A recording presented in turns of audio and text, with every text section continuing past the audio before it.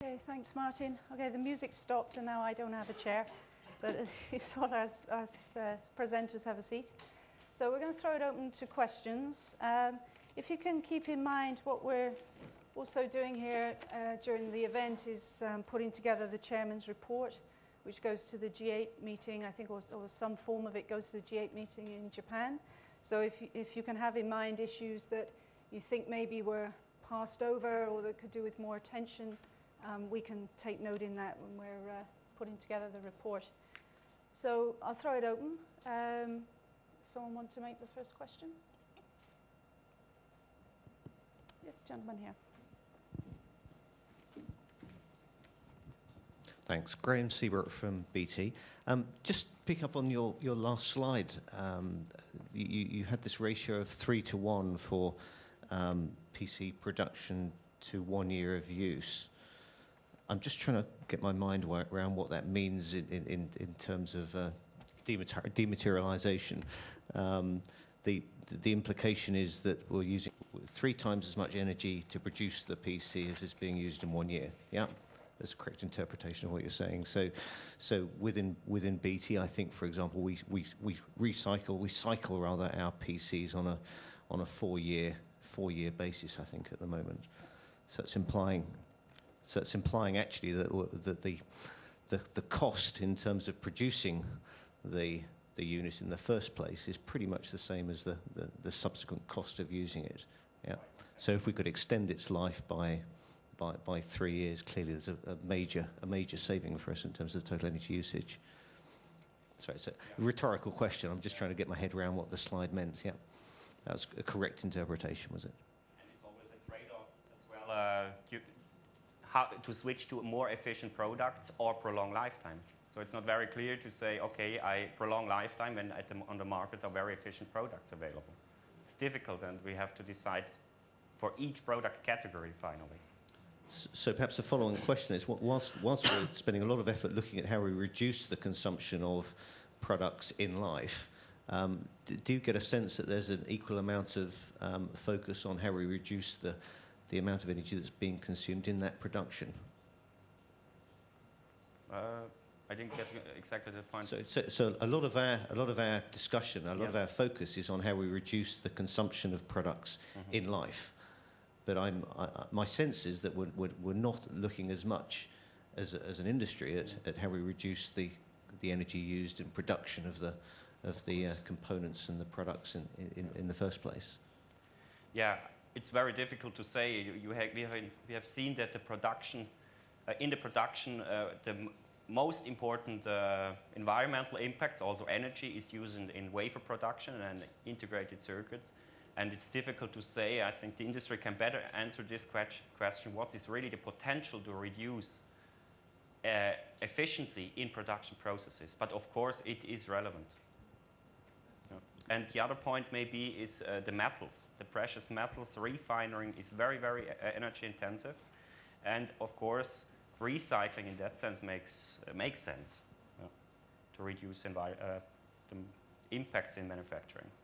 Okay, in the interest of time, I think we need to move it along now. Is there another question there at the back of the room? Yes. Steve Case from HP. So many of the presentations talked about renewable energy.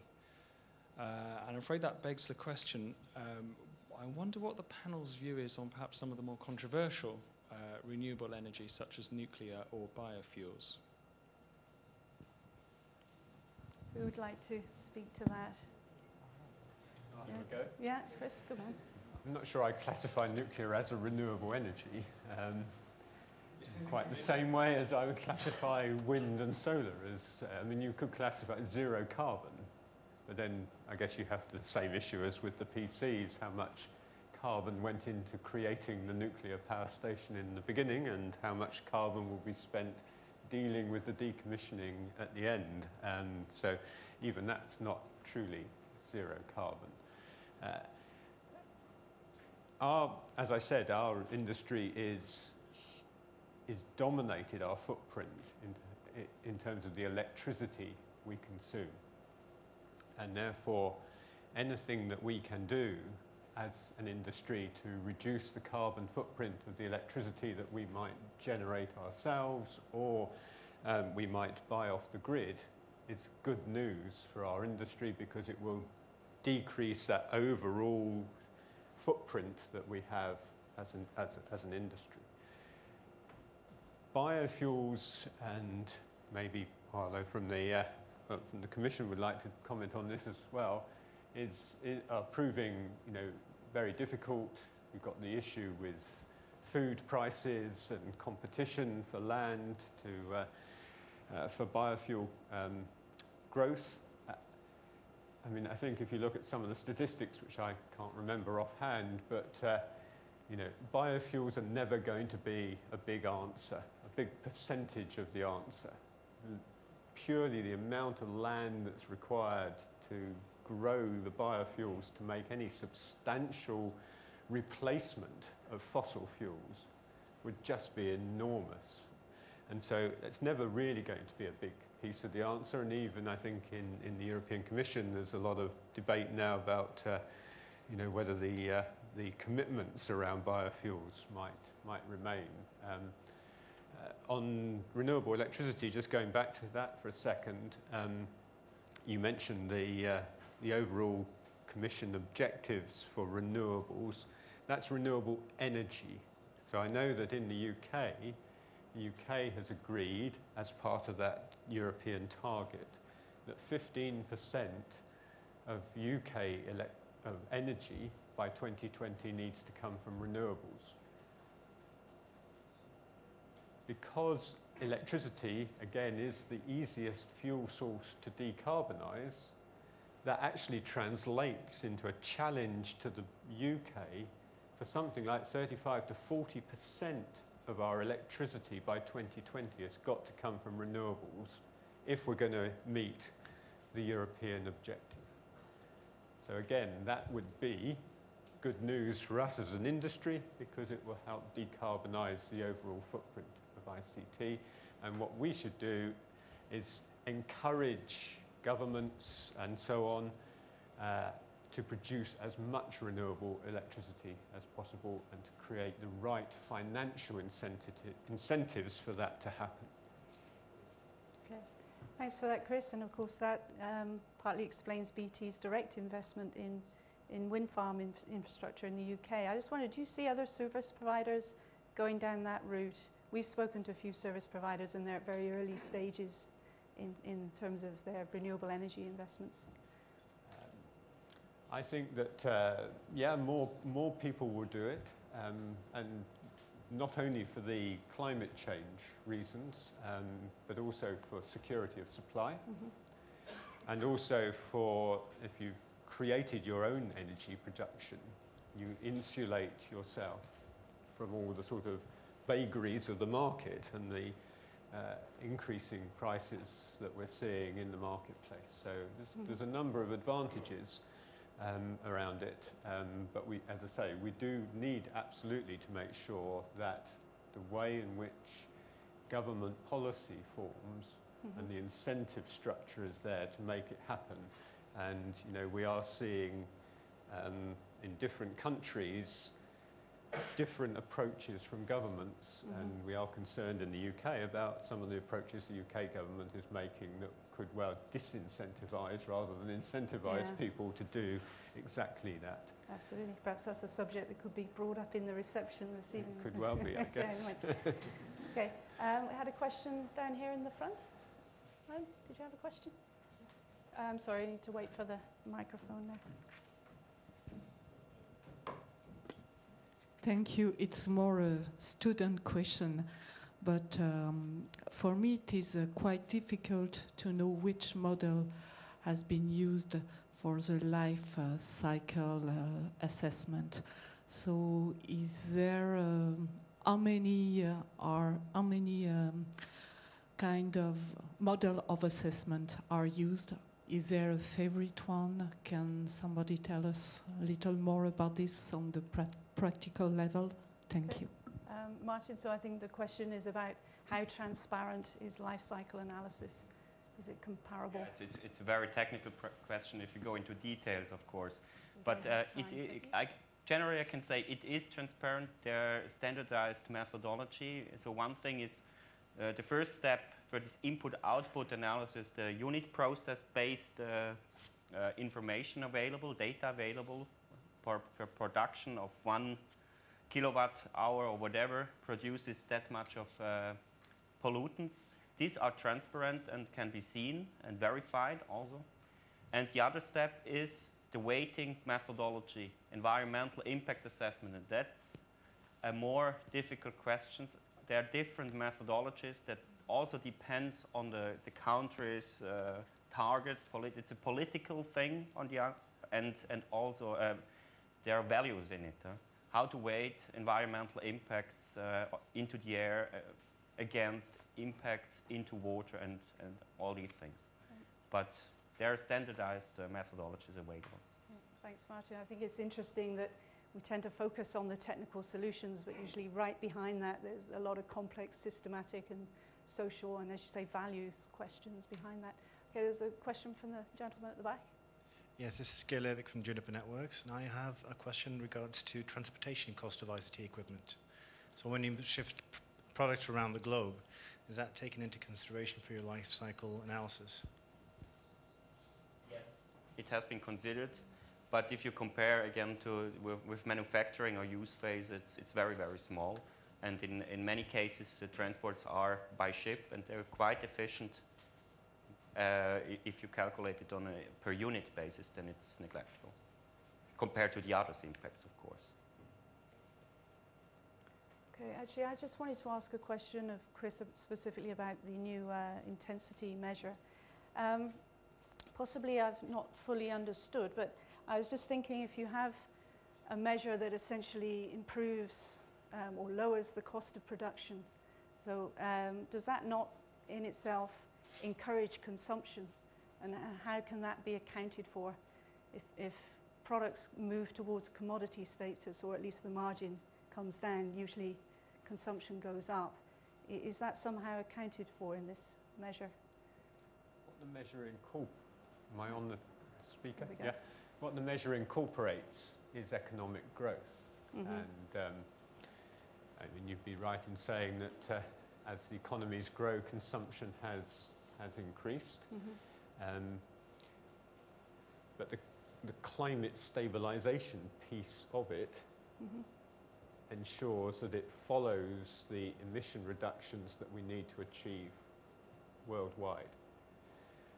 And if one takes a simplistic view and said, well, actually, if we wanted to stop or to tackle this issue by stopping economic growth, mm-hmm. I would argue that that is completely the wrong mm-hmm. approach. Economic growth is essential for the social well-being of people around the world. In developed world, it's what delivers employment.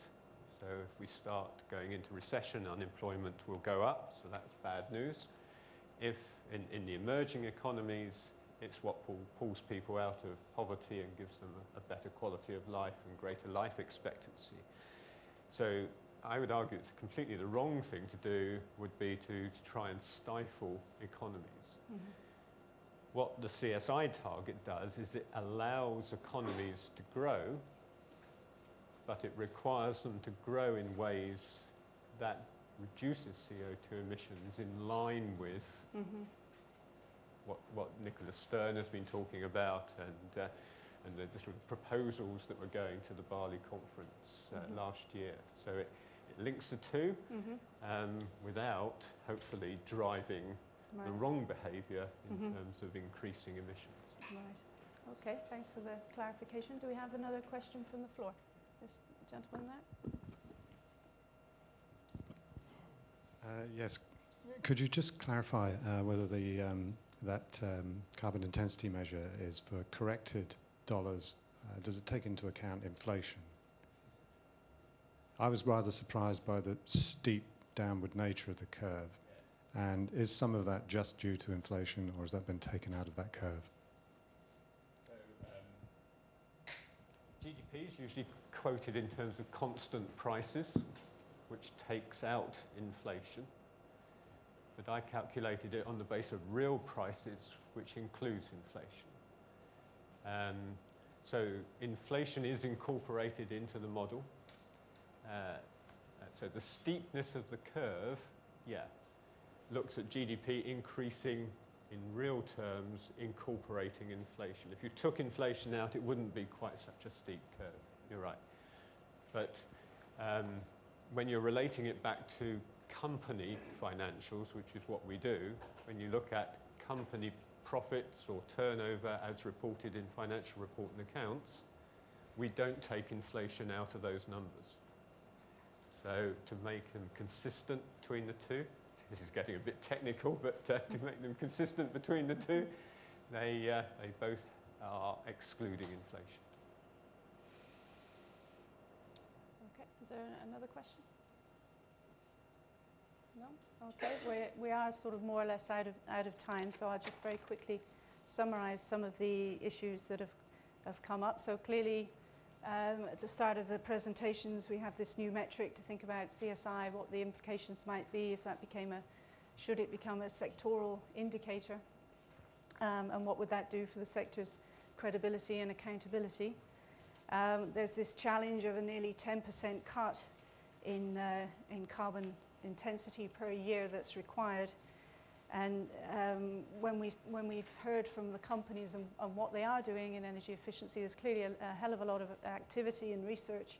I don't know if you would agree with me on this, but it seemed to me there's some low-hanging fruit in terms of some technical change and also perhaps looking at working practices and so on. But I think when you're looking at a target that goes so far into the future, there's a question of how to keep up this rate of improvement as the question gets harder. And also I think another key point that came up is the role of policy.